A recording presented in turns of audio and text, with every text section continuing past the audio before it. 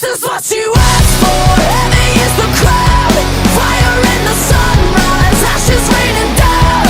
Try to hold it in, but it keeps bleeding out. This is what you asked for. Heavy is the crowd. Turn to run, now look what it's become. Outnumber 10 to 1. Back then should've bit your tongue, cause there's no turning back. This path once it's begun, you're already on that list. Say you don't want what you can't resist. Waving that sword when the pen won't miss. Watch it all falling apart like this. This is what you asked for. Heavy is the crowd, fire in the sunrise, ashes raining down.